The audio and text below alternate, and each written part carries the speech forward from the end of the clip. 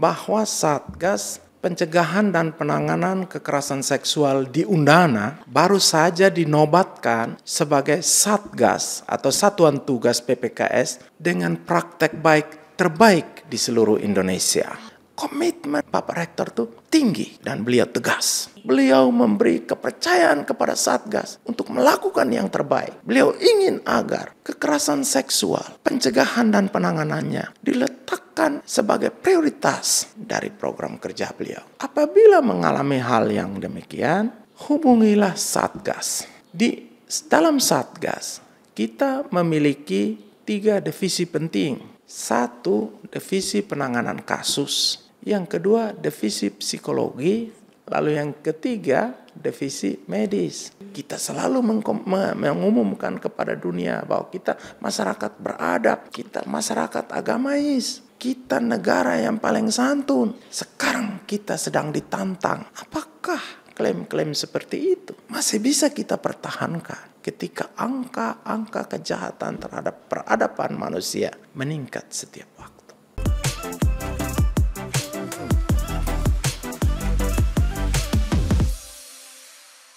Pak, kita ini akan membahas topik mengenai regulasi kan Pak, kekerasan seksual. Nah, sebelum kita masuk lebih dalam, saya ingin menggunakan pendekatan filsafat nih Pak. Kalau dalam filsafat itu ada disebut dengan epistemologi atau sebab akibat kenapa sesuatu bisa terjadi.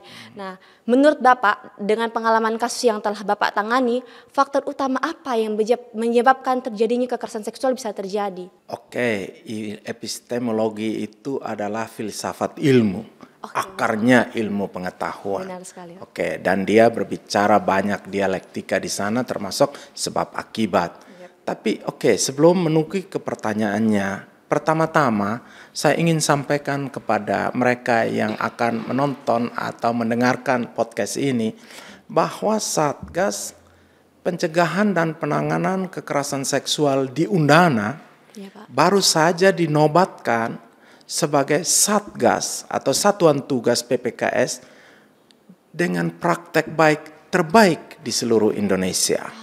Karena itu minggu lalu kita mendapat kunjungan dari Kementerian Pendidikan dan Kebudayaan, Riset dan Teknologi, khususnya tentang Puspeka, Pusat Pengembangan Karakter, untuk melakukan pendokumentasian terhadap praktek baik yang sudah kita lakukan. Oke, baik. Itu satu poin. Dan saya ingin melalui kesempatan ini menyampaikan kepada teman-teman anggota Satgas, ini bukan prestasi seseorang saja, tapi ini prestasi kita secara kolektif, kolegial. Terima kasih teman-teman telah membantu Satgas ini menjadi Satgas dengan praktek baik terbaik di Indonesia. Itu hal yang pertama. Kalau berbicara tentang sebab, ada begitu banyak sebab yang memungkinkan terjadinya kekerasan seksual. Tapi saya ingin membaginya pada 2 sebab utama.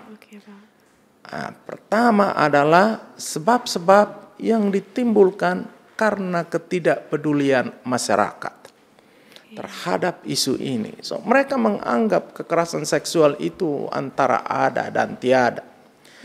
Kemarin, waktu melakukan pendokumentasian praktek terbaik, saya bercerita kepada teman-teman dari Puspeka, Kemendikbudristek, tentang film yang cukup menyayat perasaan, The Woman from Rhode Island. Kebetulan bintang utama dari film itu adalah Zialum, anggota Satgas kita, mahasiswa hukum. Ada 2 hal di situ yang dapat kita capture.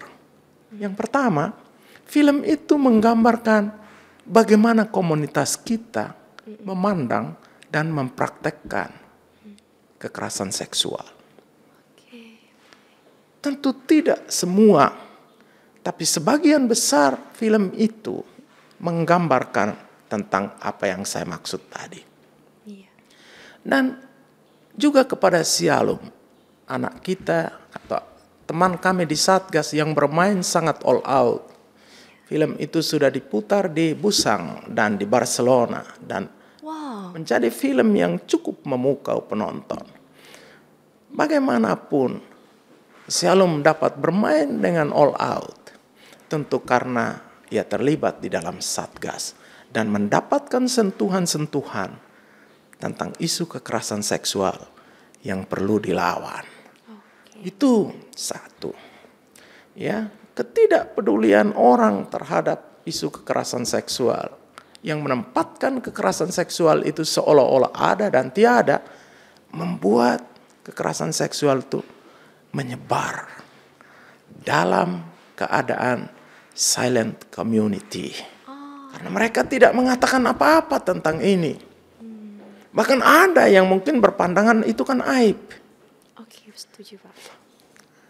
Yang kedua adalah faktor individu pelaku. Kalau kita bicara tentang individu pelaku ini kan secara kriminologis.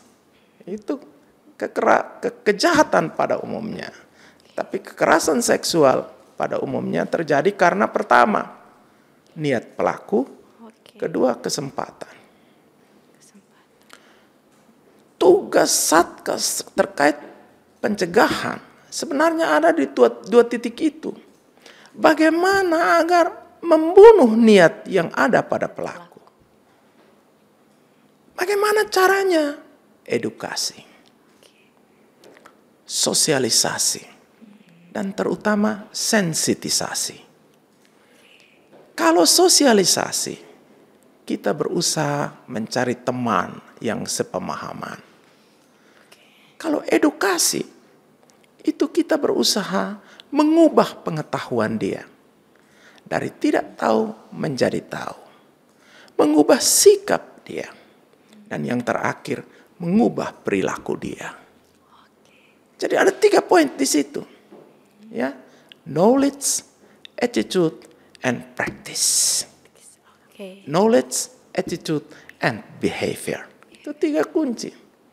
Sedangkan pada sensitisasi, kita melakukan tindakan-tindakan untuk mensensitize awareness. Untuk membangun kepedulian. Ingat bahwa niat itu tersembunyi di dalam hati. Jadi membunuhnya, atau lebih tepat, meniadakan niat, harus dengan usaha yang sungguh-sungguh. Untuk mengubah pengetahuan, mengubah sikap, dan mengubah perilaku. Dan pada perubahan perilaku inilah kerja keras. Karena orang bisa saja tahu sebagai akibat mendapat sosialisasi. Orang bisa saja menolak secara sikap. Tapi belum tentu bisa mempraktekkan sikapnya. Saya dalam contoh yang sederhana biasa cerita begini. Perokok tuh tahu bahwa rokok tuh berbahaya. Mungkin kalau dia ditanyakan apakah Anda setuju atau tidak setuju dengan merokok. Saya sebenarnya tidak setuju. Tapi mereka yang merokok bukan karena tidak tahu bahwa rokok itu berbahaya. Tapi karena faktor lain. Practice adalah sesuatu yang harus dibangun terus-menerus. Itu kerja pencegahan. Kedua, kesempatan. Bagaimana menutup kesempatan? Kita bersyukur bahwa di Undana, sejak Satgas ini diminta untuk dibentuk melalui Peraturan Menteri Pendidikan, Kebudayaan, Riset, dan Teknologi nomor 30 tahun 2021, komitmen Bapak Rektor tuh tinggi dan beliau tegas. Beliau memberi kepercayaan kepada Satgas untuk melakukan yang terbaik dalam kerangka pencegahan. Apa bukti komitmen beliau?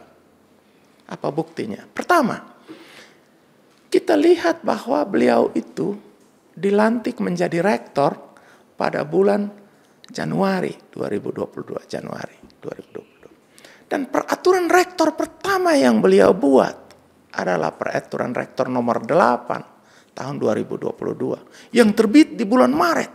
1 bulan setelah beliau dilantik. Beliau ingin agar kekerasan seksual, pencegahan dan penanganannya diletakkan sebagai prioritas dari program kerja beliau. Itu komitmen. Komitmen pertama adalah membuat regulasi sebagai payung hukum internal. Ya. Maka kita punya peraturan rektor.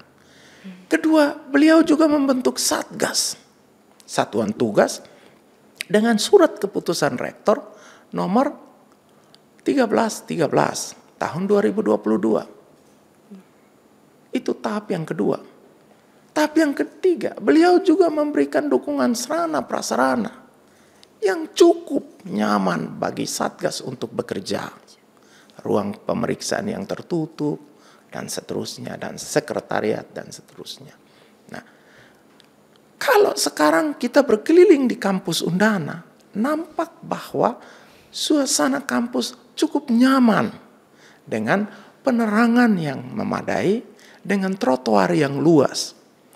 Itu sebenarnya adalah ikutan dari kebijakan beliau untuk menciptakan lingkungan yang kondusif, yang bebas dari kekerasan seksual.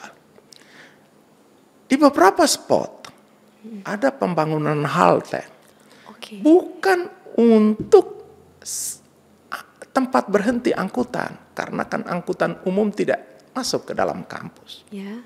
Tapi tujuannya adalah kalau orang capek atau kehujanan bisa duduk di situ. Tetapi dengan orang duduk di situ menambah suasana kenyamanan. Karena walaupun pelaku mempunyai niat, dia tidak mempunyai kesempatan. Karena kesempatan itu ditutup oleh berbagai fasilitas yang disediakan. Itu sebenarnya program-program yang langsung maupun tidak langsung menunjukkan komitmen beliau pada pencegahan dan penindakan kekerasan seksual. Itu dulu. Nah, ya. Berarti ini menjadi dua sebab yang sangat fundamental ya Pak, kenapa kekerasan seksual itu bisa terjadi. Lalu Pak, kalau menurut Bapak sendiri, regulasi yang ada di Indonesia sendiri bagaimana yang mengatur tentang kekerasan seksual? Baik, pertama, isu-isu tentang kekerasan seksual atau kekerasan pada umumnya itu beberapa diantaranya memang sudah diatur di dalam Kitab Undang-Undang Hukum Pidana. Nah, misalnya pelecehan, pemerkosaan, dan seterusnya itu ada di dalam hukum pidana. Nah, namun selain hukum pidana, Indonesia juga memiliki Undang-Undang Nomor 12 tahun 2022 tentang tindak pidana kekerasan seksual. Nah, yang menarik sebetulnya ialah bahwa undang-undang sendiri, Undang-Undang 12 2002 sendiri menggunakan istilah undang-undang tindak pidana yang secara teori dikategorikan sebagai the most serious crime. Artinya tindak pidana kekerasan seksual itu suatu tindak pidana yang sangat serius. Oke.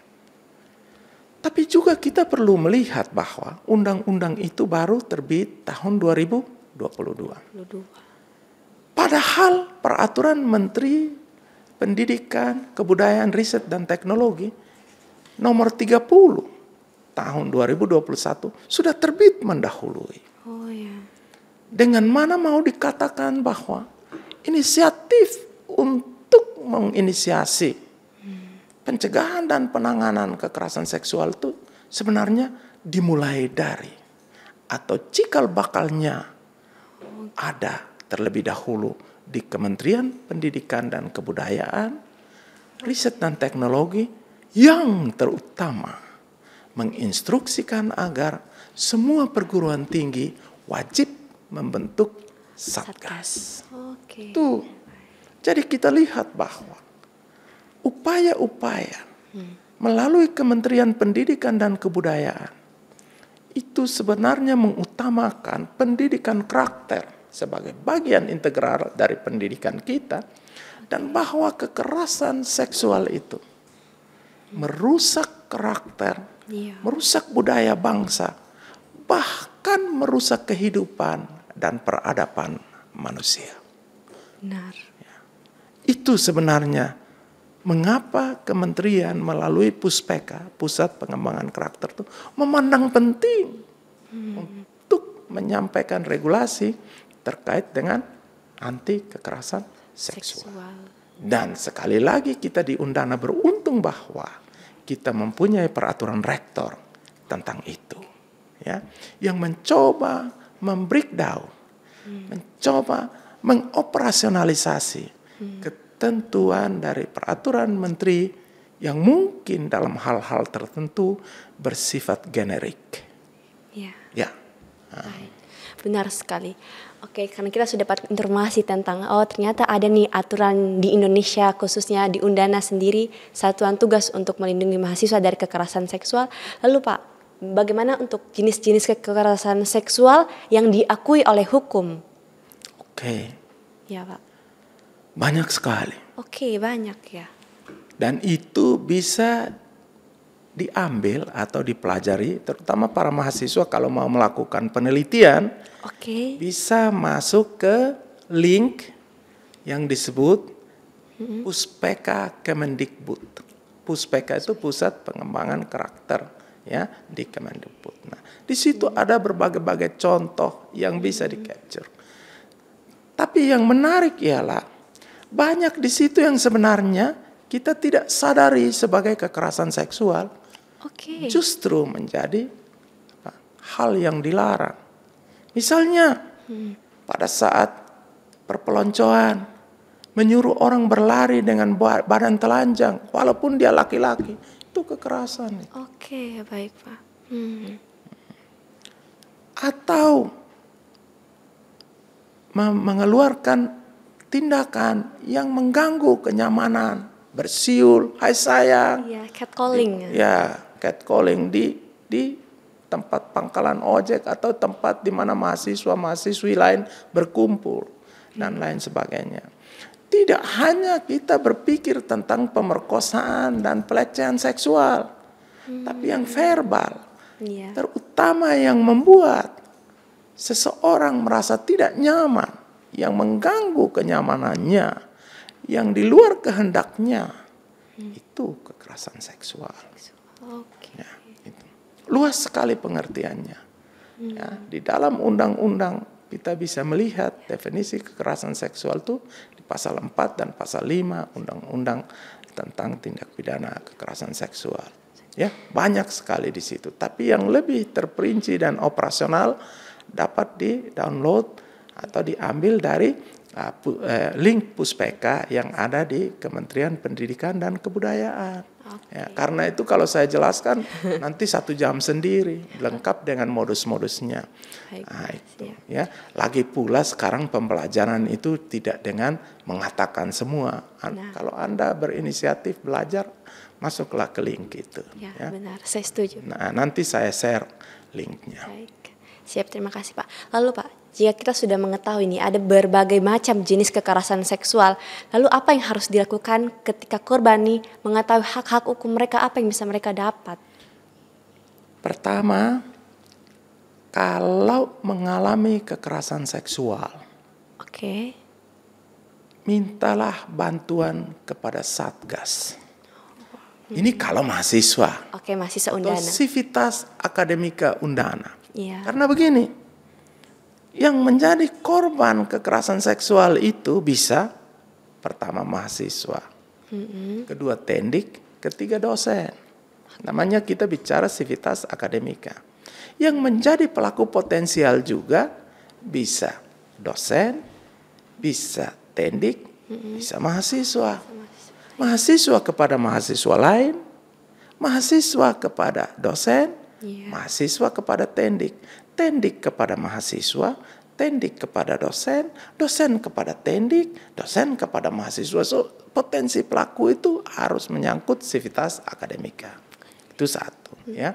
So, apabila mengalami hal yang demikian, hubungilah Satgas. Satgas mempunyai satu divisi yang namanya divisi investigasi kasus. Di sana laporan itu diverifikasi dan kemudian apabila diketahui bahwa ternyata telah terjadi kasus kekerasan seksual, maka divisi pelaporan akan meminta semacam informed consent dari korban agar dilakukan penyelidikan yang lebih jauh. Mengumpulkan bukti-bukti, memberitaacarakan laporan korban, ya, meminta petunjuk pimpinan agar memanggil pelaku kalau pelakunya itu ternyata tendik atau dosen, dan seterusnya dan seterusnya. Di dalam Satgas kita memiliki 3 divisi penting. 1, divisi penanganan kasus. Yang kedua, divisi psikologi. Lalu yang ketiga, divisi medis. Bahkan kita divisi medis itu dilengkapi pula dengan tenaga-tenaga dokter yang ada di Rumah Sakit Undana dan di Fakultas Kedokteran. Sedangkan di divisi psikologis, kita punya prodi psikologi, ada dosen-dosen psikologi dan mahasiswa psikologi seperti Salsa yang bisa mendampingi teman-teman. Ya, salah satu hal yang mendapat apresiasi dari Puspeka dan dianggap sebagai praktek baik adalah peer-to-peer psychology. Ya. Jadi dulu itu kita berpikir bahwa ketika korban mengalami trauma psikologis, dia perlu didampingi oleh seorang psikolog senior yang berpengalaman. Ternyata itu tidak bekerja. Ternyata korban membutuhkan rekan sebaya. Tempat dia bisa menangis dan bercerita secara leluasa. Tempat dia menangis sehabis-habisnya, kemudian bisa berdamai dengan diri sendiri untuk menceritakan segala hal. Itu tidak kita dapat kalau bukan karena peer-to-peer. Dan praktek baik itu yang mau kita kembangkan. Satgas sudah melakukan pelatihan psychological first aid. PFI. Ya, itu sebenarnya untuk memberi kapasitas, meningkatkan kapasitas dari rekan-rekan Satgas yang adalah mahasiswa psikologi ini. Karena di dalam pendampingan kasus dengan korban mahasiswa atau mahasiswi, pendampingan psikologis akan jauh lebih bermakna jika dilaksanakan oleh rekan sebaya. Itu pengalaman. Dan itu adalah pembelajaran yang baik yang kita lakukan dan mendapat apresiasi. Ya. Jadi itu 3 divisi itu yang akan menangani secara serius, tapi yang penting lagi ialah bahwa prinsipnya harus ada informed consent. Tim hukum juga ada, bukan hanya yang menangani pemeriksaan, tapi kita juga mempunyai rekan-rekan yang hebat dalam penanganan kasus. Saya sendiri 35 tahun menjadi lawyer dan itu sebuah reputasi yang saya pertaruhkan jika anak-anak saya mengalami hal yang seperti itu. Nah, itu semua kita sediakan untuk memenuhi hak-hak korban. Ya. Dan di dalam bekerja kita ada beberapa prinsip.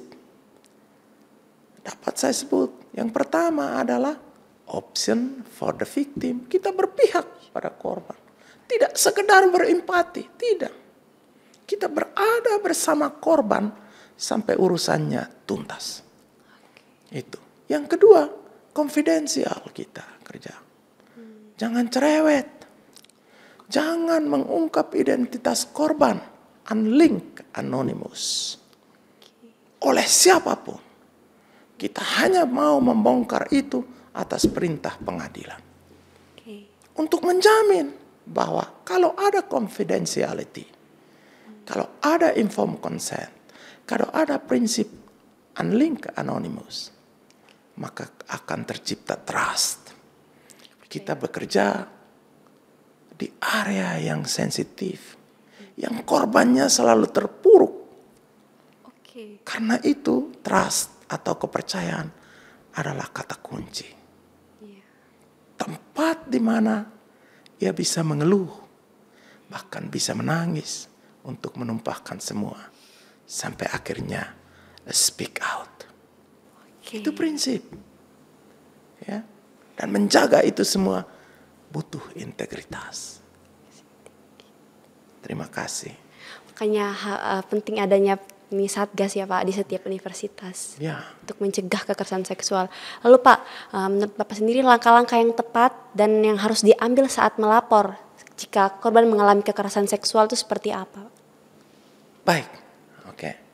Begitu ada korban melapor, pertama harus ada pendampingan psikologis serta merta.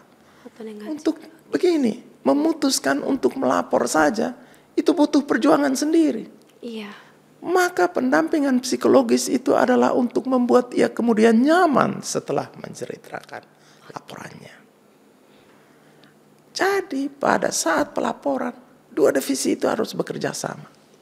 Divisi investigasi kasus dan psikologi.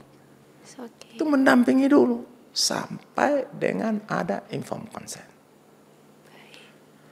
Ada nggak kasus yang kemudian setelah korbannya menangis, setelah korbannya bercerita, korban tidak mau diteruskan? Ada. Oke. Tapi kita tidak akan memaksa korban. Lalu dengan laporan itu apa yang akan kita lakukan? Kita laporkan ke pimpinan bahwa di sana ada kasus. Ada korban, tapi korban belum bersedia speak up secara luas. Nah, pimpinan baik Bapak Rektor maupun para wakil rektor pada briefing atau amanat ketika melakukan apel pagi bisa menyentil. Di Fakultas Prodi ada laporan kasus. Apakah dekan tahu? Apakah Kaprodi tahu? Apakah Kaprodi dan dekan sudah melakukan pengawasan? Nah, paling tidak dengan briefing itu, walaupun kasusnya tidak kita tangani sampai jauh, tapi ada perubahan perilaku. Ada aspek warning on the spot. Ada peringatan yang serius dari pimpinan agar kita mewanti-wanti sesuatu yang dapat menimbulkan kerugian atau kerusakan yang lebih besar lagi. Jadi kita belajar. Kasus itu tidak harus selesai dengan orang sampai di depan hukum. Setiap kasus yang kita tangani haruslah dibuat sedemikian rupa sehingga menjadi pembelajaran untuk meningkatkan upaya-upaya pencegahan. Bahkan ketika kita melakukan penanganan, satu kasus yang kita tangani, kita harap dapat membawa dampak bagi tercegahnya 100 potensi kasus. Itu jadi ada deterrence effect. Ada upaya untuk menjadikan satu kasus sebagai pembelajaran untuk pencegahan. Karena ilmunya mencegah lebih baik daripada mengobati. Mencegah lebih bermanfaat daripada mudarat. Itu filosofinya. Ya. Jadi itu kita bekerja keras agar kalaupun ada kejadian, dia hanya merupakan titik-titik kecil karena telah kita cegah dengan sungguh-sungguh. Siapa yang dapat menjamin bahwa kita bebas? Tapi pencegahan jauh lebih baik daripada penindakan. Oke, baik, terima kasih Pak. Lalu kalau misalnya kita sudah mendapatkan dampingan psikologis dan kita berani untuk melaporkan, lalu cara mendokumentasikan bukti dan menjaga catatan yang penting untuk kasus hukum kekerasan itu seperti apa Pak? Oke, divisi investigasi kasus akan mencoba mencari bukti permulaan yang cukup. Ya, melalui wawancara, melalui pendampingan, mengidentifikasi narasumber dan saksi-saksi. Lalu kalau kita sampai kepada tindakan hukum, maka harus diserahkan ke kepolisian. Ya. Tapi intinya, dan itu menjadi praktek baik yang diapresiasi, karena kita mempunyai kerjasama dengan kepolisian. Bahkan setiap kali pelatihan, kita meminta narasumber dan atau meminta peserta dari kepolisian. Kita juga bekerja sama dengan Rumah Sakit Bayangkara. Kalau kita memerlukan visum et repertum dalam penanganan kasus. Kita juga bekerja sama dengan Rumah Sakit Jiwa dan Rumah Aman Gemit. Kalau dalam pemulihan korban kita memerlukan tempat yang baik. Gitu. Banyak kita bekerja secara berjejaring. Dan satu hal positif yang diapresiasi, kita sudah bekerja sama dengan MCC, sebuah lembaga donor internasional yang telah membantu kita dalam kurun waktu 2 tahun Satgas ini berjalan. Pelatihan-pelatihan narasumber sebagian besar karena kita mendapat donasi dari MCC. Dan ada lembaga lain, misalnya PKBI, ya, lembaga-lembaga swasta, LSM. ya, ada LBH Apik, ya, LBH Perempuan. Kita bekerja sama untuk mendapatkan dukungan yang besar ketika kita melangkah maju. Ada MOU-nya. Nah, semua itu kita lakukan karena Satgas itu tidak bisa bekerja sendiri. Dengan sumber daya yang ada, kekuatan kita adalah networking. Jaringan. Baik. Nah, Bapak sendiri kan juga memiliki pengalaman ya Pak dalam menangani kasus kekerasan seksual. Menurut Bapak nih, tantangan dan hambatan umum yang mungkin dihadapi korban saat mereka melapor itu seperti apa? Blaming victim. Kadang-kadang korban mendapat perlakuan dipersalahkan. Lu salah sendiri, pakai rok pendek. Lu salah sendiri, jadi cewek jalannya malam-malam, padahal karena kuliah. Dan masih banyak hal yang merupakan beban ganda bagi wanita ketika memutuskan untuk melapor. Nanti kalau di sana anak ini melapor sambil menangis, diam, segitu aja nangis. Perlakuan-perlakuan yang kemudian membawa korban pada kesimpulan atau keputusan lebih baik tidak melapor. Keep silent ya Pak. Daripada mendapatkan perlakuan yang menyakitkan, yang lebih menyakitkan hati. Makanya tadi saya katakan, pertama kali keputusan seseorang melapor harus langsung didampingi untuk memberi rasa aman bahwa dia berada pada jalur yang benar dan berada pada tangan orang-orang yang profesional yang bisa membantu dia sampai menuntaskan persoalannya. Itu sebenarnya jaminan trusting yang kita berikan. Jangan-jangan dia melapor ke kita, tahu-tahu kita menjadi tempat yang salah. Benar. Karena kita sudah mengetahui nih dengan jelas prosedur melapor kalau kita mengalami kekerasan seksual seperti apa, sekarang kita akan membahas tentang bagaimana cara kita mendapatkan bantuan hukum, Pak. Nah, sebelum saya membahas lebih dalam, saya muncul sebuah pertanyaan. Kenapa harus ada bantuan hukum, Pak? Bukannya dengan kita melapor di Satgas kita sudah aman? Karena sebenarnya Satgas itu menyediakan 3 divisi. Jika korban hanya butuh kepulihan psikologis atau kepulihan fisik, ya, divisi medis dan divisi psikologi menangani. Tapi kita juga harus menyediakan fasilitas ketika korban memutuskan agar proses hukum diteruskan. Karena gradasi seriusnya kekerasan seksual yang dialami, lalu ia membutuhkan bantuan hukum. Perlu dibedakan di sini bahwa Satgas tidak memberi layanan bantuan hukum bagi pelaku. Oh iya, benar banget. Yang perlu dilakukan adalah layanan bantuan hukum bagi korban. Benar, Pak. Artinya Satgas harus memfasilitasi korban agar ketika memasuki proses hukum yang rumit itu, semua hak-haknya sebagai korban, mungkin termasuk restitusi, rehabilitasi, dan ganti kerugian, dipenuhi melalui jalur pengadilan. Itu bukan hanya sekedar ini, mungkin dia membutuhkan restitusi, rehabilitasi, membutuhkan ganti rugi. Satgas akan bekerja sungguh-sungguh sampai korban itu merasa seluruh kepentingannya dilayani. Itu yang bisa kita beri, yang bisa kita jaminkan kepada setiap orang yang karena mengalami kekerasan seksual mau melapor ke Satgas. Pak, lalu di Indonesia, terkhususnya di NTT Pak, sumber daya hukum yang tersedia untuk korban yang mengalami kekerasan seksual itu ada berapa banyak? Oke, yang tadi saya sebutkan kan sebenarnya jejaring kita Iya. untuk mendapatkan bantuan hukum. Oke. Ada LBH yang bekerja untuk kepentingan perempuan dan anak. Oke. Yang tadi saya sebut, ada LBH perempuan, ada LBH APIK, ya. Iya. Ada desk perempuan dan anak di kepolisian. Oke. Ya, itu adalah mitra kita. Dan juga jangan salah, Satgas ini memiliki divisi hukum yang kuat.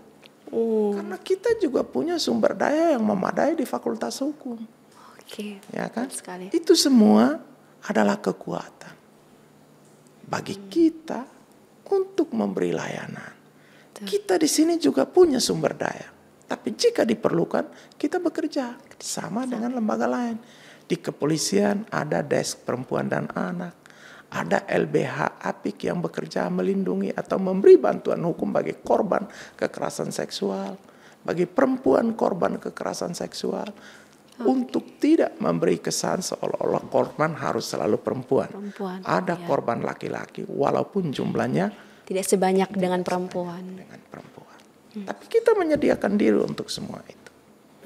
Dan yang lebih penting lagi, kita mempunyai salah satu praktek baik yang dicatat oleh kementerian, karena baru-baru ini kita melakukan kerjasama dengan Dharma Wanita, DWP Undana, Dharma Wanita Persatuan Undana.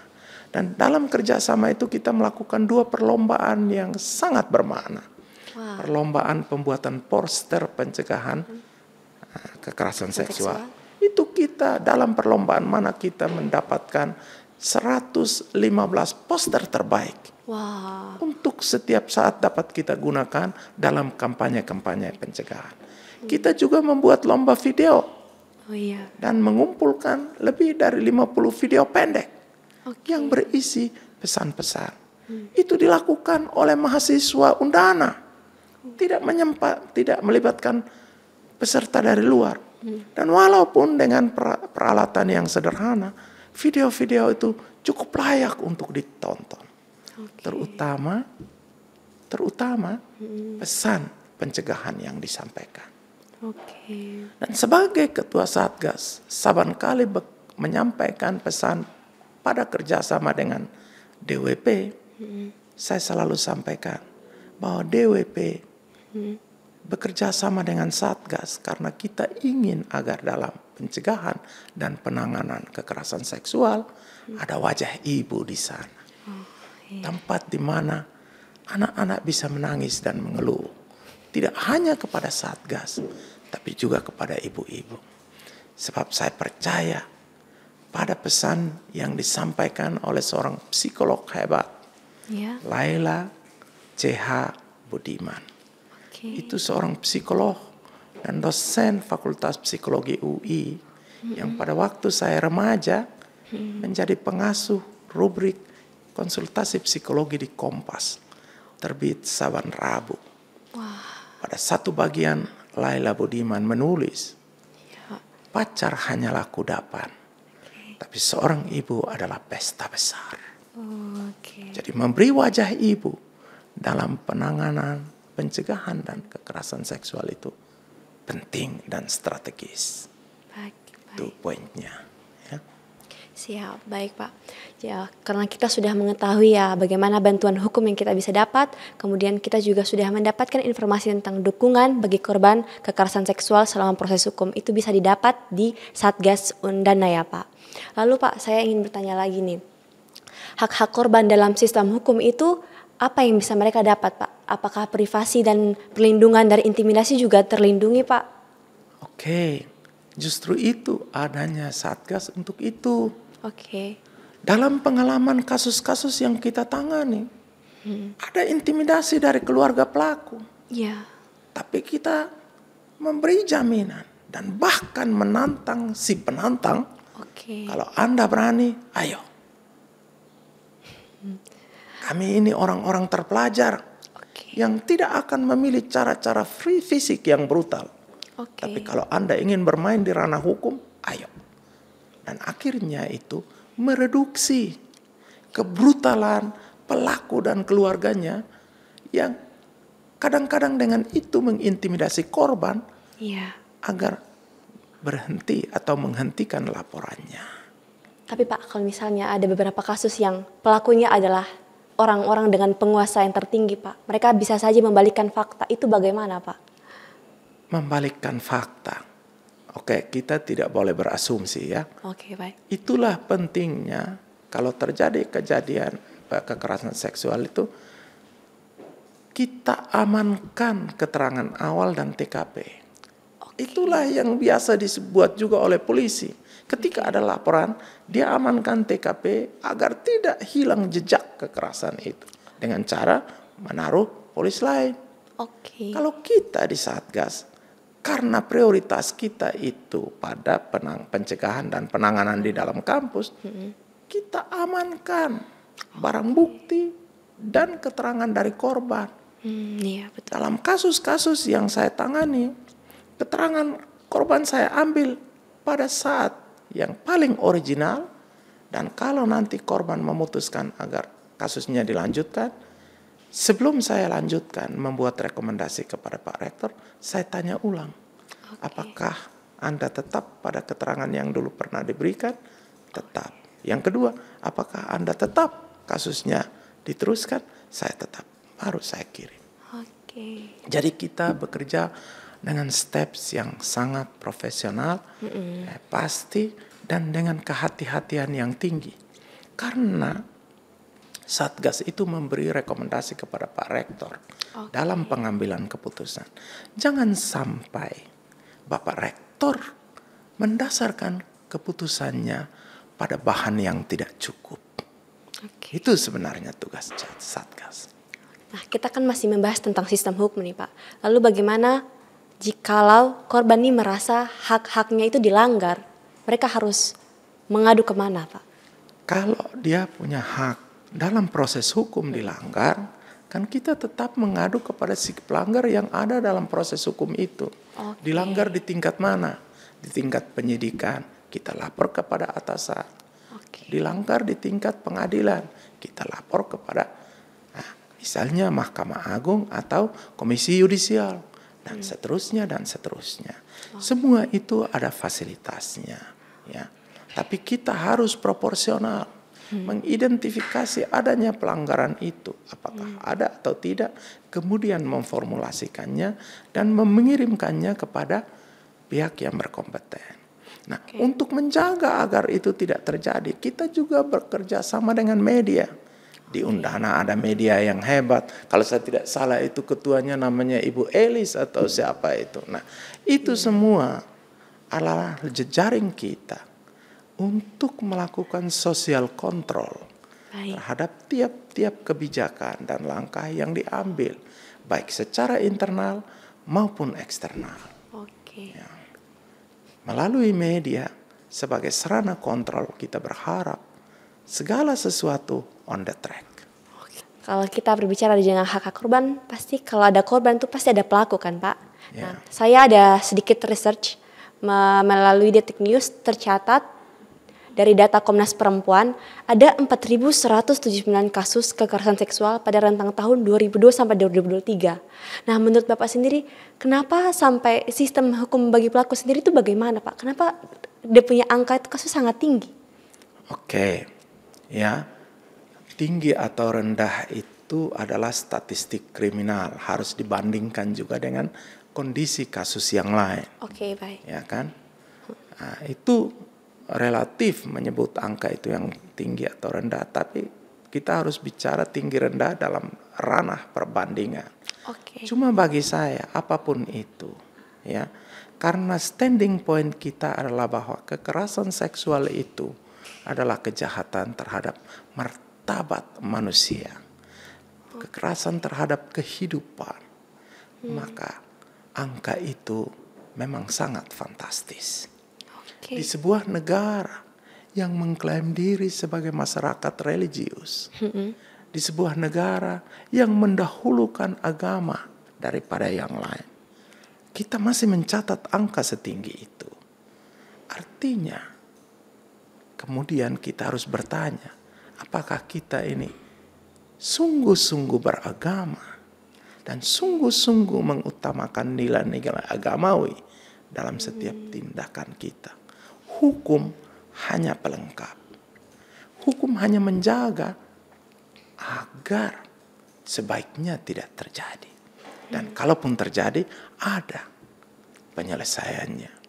Apa yang harus kita dahulukan? Keberagamaan kita, tingkat pendidikan kita, etika masyarakat kita. Kita selalu mengumumkan kepada dunia bahwa kita masyarakat beradab, kita masyarakat agamais, kita negara yang paling santun. Sekarang kita sedang ditantang.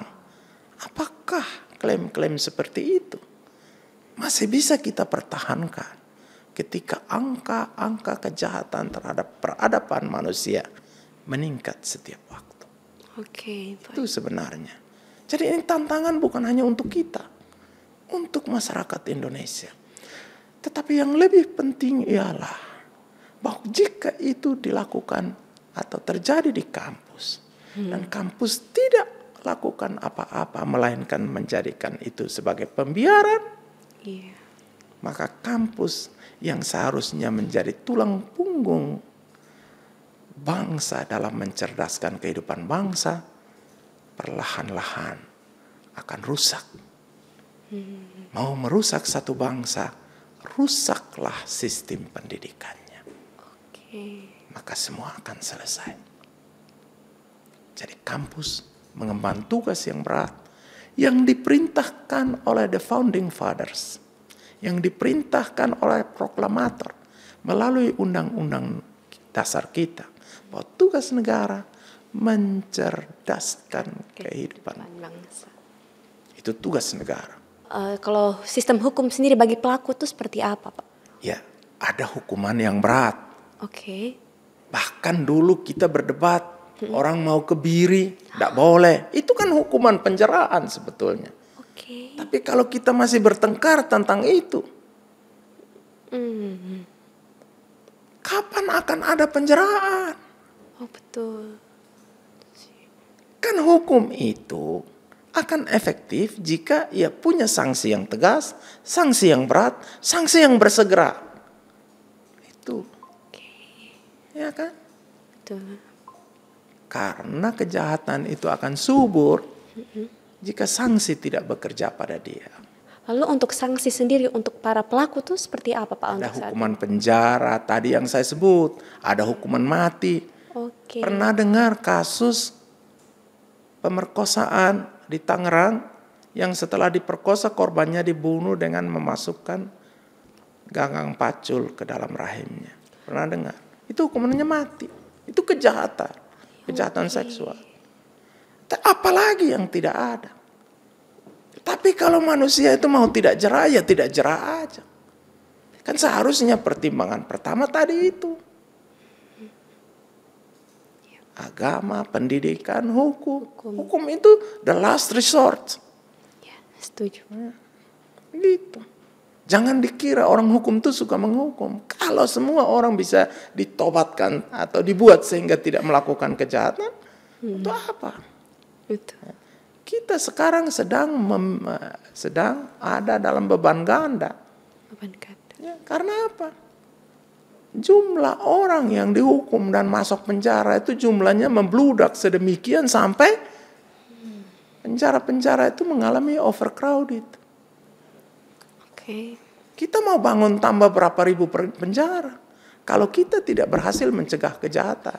Jadi poinnya bukan itu, bukan karena hukum.